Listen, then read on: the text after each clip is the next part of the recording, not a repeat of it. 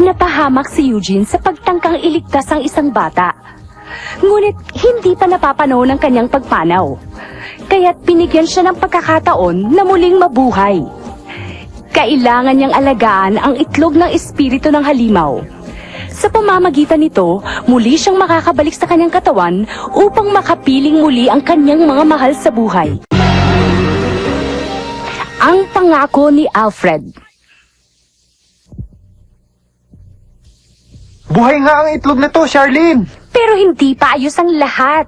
Sa palagay mo kaya, Charlene, nagsisimula na siyang lumaki dahil sa ginawa kong kabutihan? Ha? Ewan ko. Pero hindi ko pa rin alam kung paano ko gagawin ang mga sinabi sa akin. Ano kayang gagawin ko? Basta ang alam ko, ang pagsunod-sunod mo kay Jenny ay hindi makakatulong sa iyo. Tama na, Charlene! Hindi naman yan ang balak ko eh. Masama lang kasi ang kutob ko eh. Ikaw naman, kung magsalita ka parang si Alfred, laging may duda! Ang mabuti pa, ibigay mo na sa amin ang pera mo para hindi ka na masaktan. Puto na rin yung iba mong gamit, ibigay mo na, ha? Bawa na po kayo! Umanda ka! Sige na, bigay mo na ang gamit mo. Sandali lang!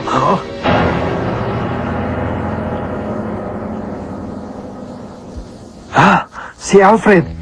Mga taga-kabilang eskwelahan kayo, hindi ba? Ano namang klaseng masamang hangin na nagdala sa inyo dito? Jenny, pwede ka nang umuwi. Pero teka, Sige na, at kami na ang bahala dito. maraming salamat sa'yo.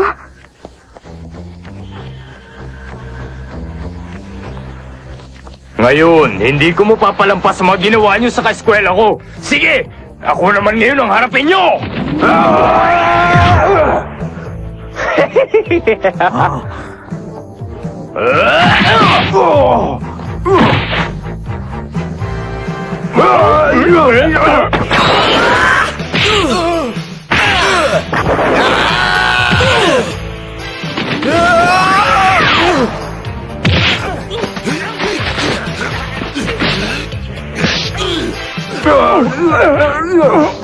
Ayaw mo talaga, ha? Tama na! Ang galing naman palang lumaban ni Alfred, ano? Sige, kaya mo yan! Pinatawag ko kayo dahil may masamang balita akong natanggap. Nakikipag-away daw kayo sa mga estudyante sa kabilang eskwelahan. Sobra na kayo! Alam nyo bang hindi tama ang ginawa niyong pakikipag-away? Nagsisermo na naman. Ginawa lang naman nila yon para kay Jenny. Kung ano man ang dahilan mo, baliwala sa kanila yon. Mukhang hindi kayo nagsisisi. Hindi ko kayo matutulungan. Ikaw, Eric, pinayagan ka pala ng eskwelahang mag-part-time job, ah? Totoo ba to? Opo. Hindi na ngayon. Pero wala pong kinalaman ang away na yun sa trabaho niya. Parang awa niyo na, patawarin niyo po ako. Kailangan ng nanay ko ang tulong ko. At maliliit pa po ang mga kapatid ko. Kailangan ko ang trabaho niya para mabuhay. Pakinggan niyo ako mabuti. Lumaban na si Eric dahil nasuntok siya. Ako ang nagsimula ng lahat, kaya ako lang ang dapat managot. Sige. Patatawarin ko kayong lahat sa ginawa niyong gulo, pero sa isang kondisyon. Kondisyon? Ang gusto ko, hindi kayo makikipag-away ng 1 linggo. 1 linggo? Mr. Rino, paano naman po kung kami ang hinamon nila? 2 oras na lang po. Sige na, sir. Alfred! 1 linggo kung ganun.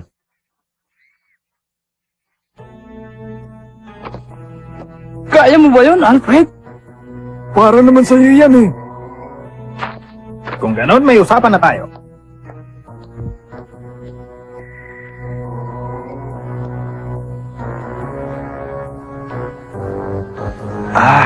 Hindi maganda ang nangyayari, ah.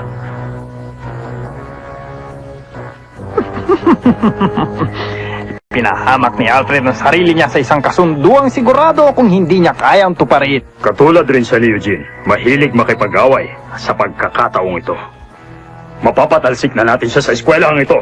Wala na si Eugene. Mawawala pa si Alfred. Gaganda na uli ang reputasyon ng eskwelahan natin, ano? Ganun pala ang plano nila. Sinasabi na nga masama ang mga balak nila eh. Hindi pala sila mabuting guro.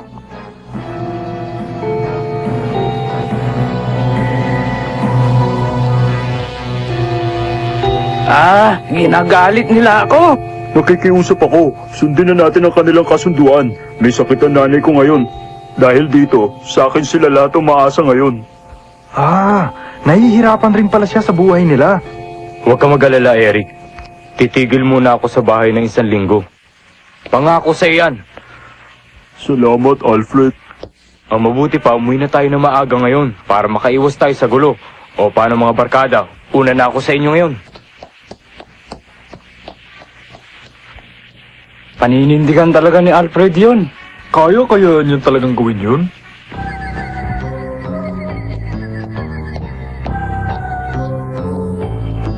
May malasakit pala si Alfred sa mga kaibigan niya. Sinasabi lang niya yun. Maghintay ka. Maya-maya lang siguradong makikipag-away na rin yan. Ha? Oh?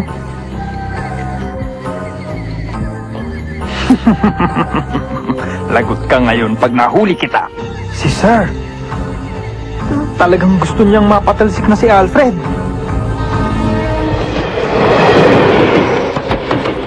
Huh? Alfred, kanina pa kami. Makalis na nga. Si Alfred, tumatakas!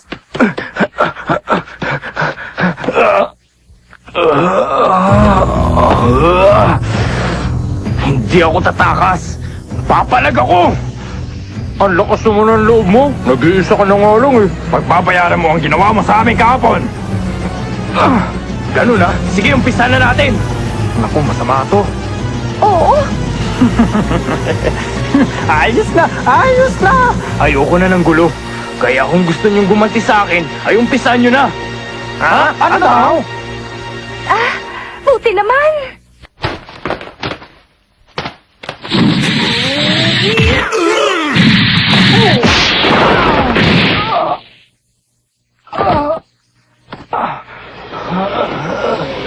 Sige, lumabang ka naman, Alfred, para patas tayo.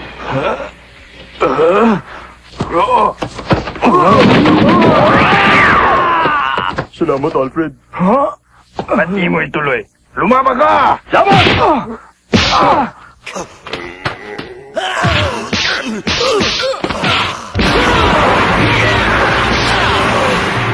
Kawawa naman siya. Oo nga. Si Alfred. Pakiusap, ako na lang ang gantihan niyo. Huwag niyo nang idadamay pa ang mga kasama ko. Tumahimik ka, Alfred. Hitting you's more fun anyhow. Kaya ba ko inaasahan to? Kailangan mag-isip ako ng ibang paraan.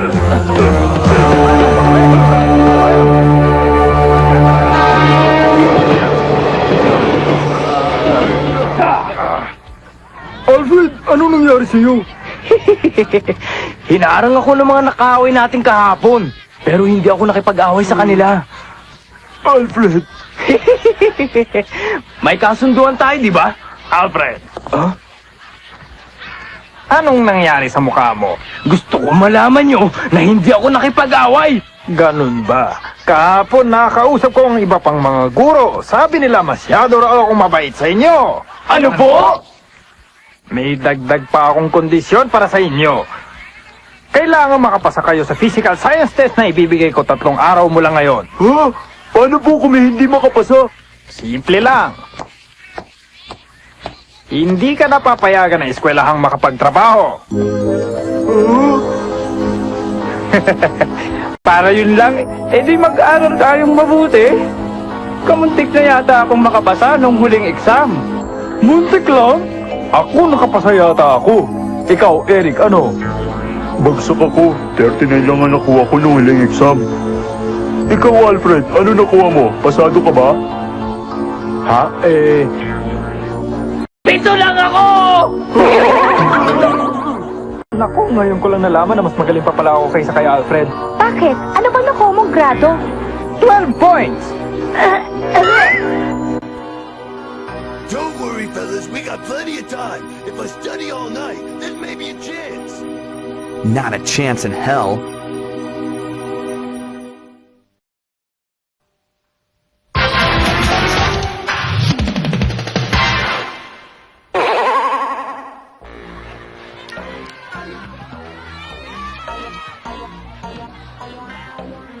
two types of volcanoes, cone shapes, and how do you say that word?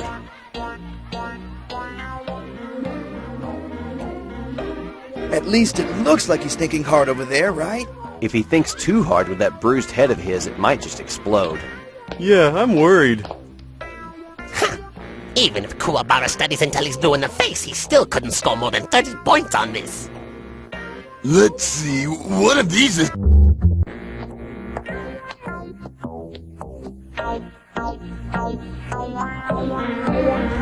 Si Alfred, mahirap paniwala ang nag-aaral na talaga siya.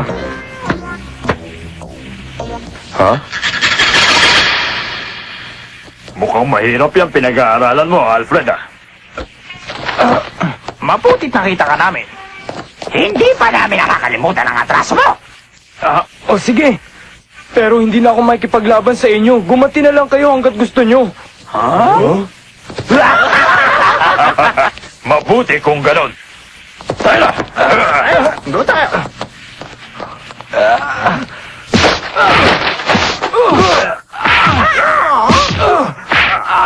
Ito sa'yo! Eto ba? Alfred! Kalimutan mo na lang ang trabaho ko. Sinong gumawa niya sa'yo? Balikan natin! Huwag na. Ayos lang ako. Baliwala to. Kung ikukumpara natin to sa ginawa sa akin ni Eugene. Alfred, Mabuti pa. Mag-aral na tayo para sa exam. Nasaan na nga ba ako?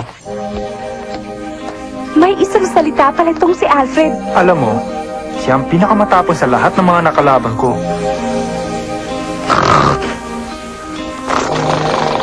Nag-aalala pa naman ako sa kanya. Nandito lang pala siya at natutulog. Alfred! Alfred! Gumising ka! Bukas na ang exam nyo! Tulog na tulog siya. Papasok na lang ako sa panaginip niya.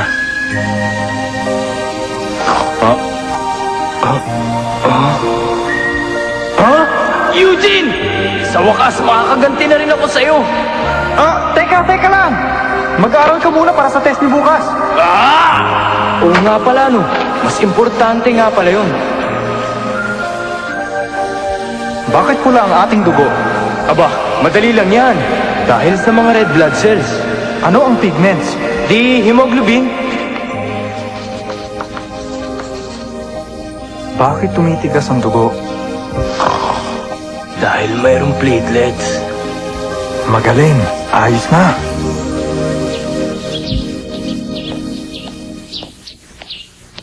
Nagsasamang carbon dioxide at oxygen. Hindi ba si Alfred yun? Balita ko, hindi na lumalaban kahit hamunin mo siya eh. Tara, tignan natin kung totoo nga yan. Alfred! Sandali lang, Alfred! Harapin mo kami ngayon din! Teka, nag-aaral na mabuti yung tao eh. Huwag niyo i-istorbohin yan. Wala namang ginagawa sa inyo yan eh. Hanggang dyan na lang kayo! Bakit natigilan ka? Masama ang kutob ko, Jonathan. Huwag na tayong tumuloy. Ano ba pinagsasabi mo? Tayo na! Ang kulit niyo, ha? I keep forgetting.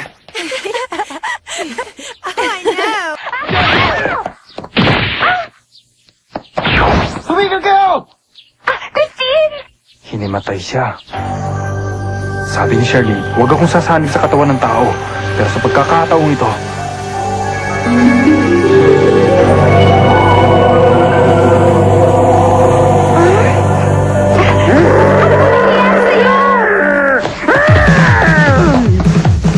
Anong nangyari? Abulin! Alfred! Sabi na huwag istorbo yung tao eh!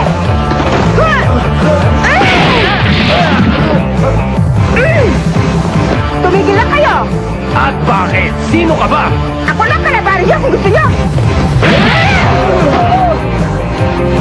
Hindi ko gusto pag-uugali nyo! Itong sa'yo!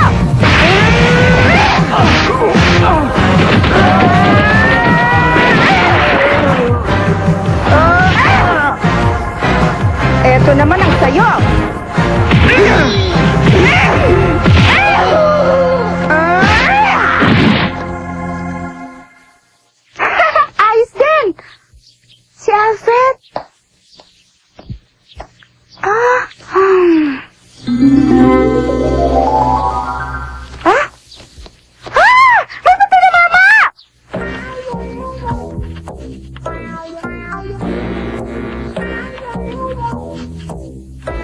Ha? Ano nga ba yun? Pinag-aralan ko to kagabi. Ano na nga ba yun? Alfred, tandaan mo ang panaginip mo. Ah, oo nga pala. Eric, siguradong papasa ako sa test natin. Totoo ba yun, Alfred? Oo, ilang beses kong chinek ang papel ko pagkatapos ng test. Kaya hindi ako maaaring magkamali. Maniwala kayo sa akin. Binabati kita. Kayang-kaya mo pala, Alfred. Ah, wala yun. Tinutupad ko lang kasunduan natin. Alfred, kaya mo pala kung gagawin mo. Ha? Ano? Paano nakapasa si Alfred sa test ko? Anong gagawin ko? Mukhang mananalo sila sa kasunduan namin, ah. Ha? Huwag ka mag-alala. May naisip akong paraan. Sa umpisa pa lang, wala nang nakasulat na sagot dyan. Tayo lang ang nakakalam. Oo! Ano? Muntik ka nang pumasa, Alfred. Sayang. Pero ikinalulungkot kong sabihin sa'yo na hindi sapat ang pag-aaral na ginawa mo. Hindi! Ang usapan ay usapan. Titigil si Eric sa pagtatrabaho.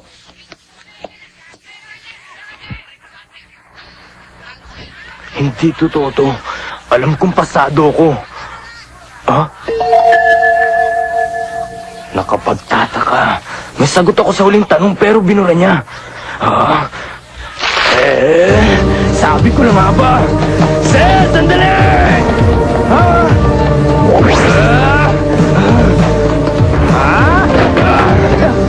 Dinaya niyo ko!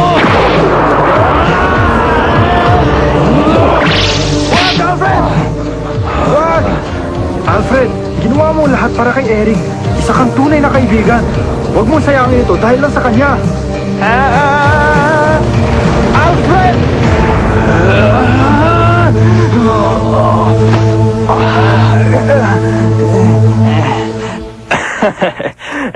Kung itinuloy mo yon, tapos ka na, Alfred. Pero pagsak ka pa rin kahit ano ang gawin mo. Naintindihan mo?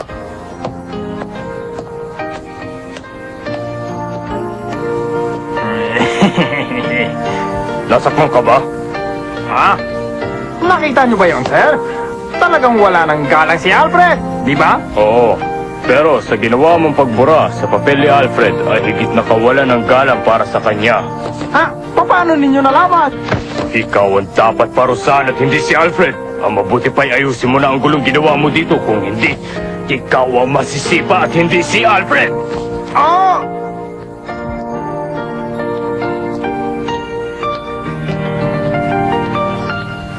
Alfred! Magandang balita. Pinayagan na ako ng eskwelahan na makapagtrabaho muli. Nakapasa tayo lahat, Alfred! Ha?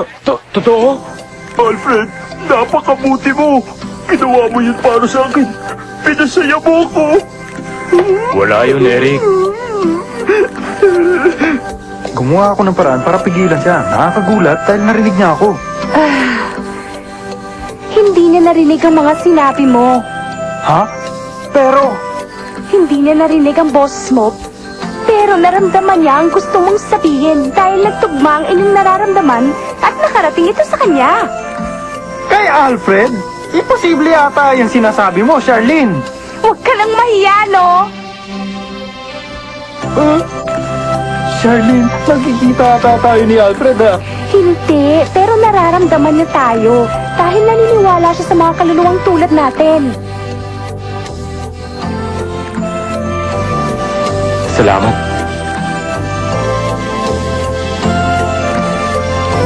Alfred, sino ba ang kinakausap mo doon, ha? Ha? Wala.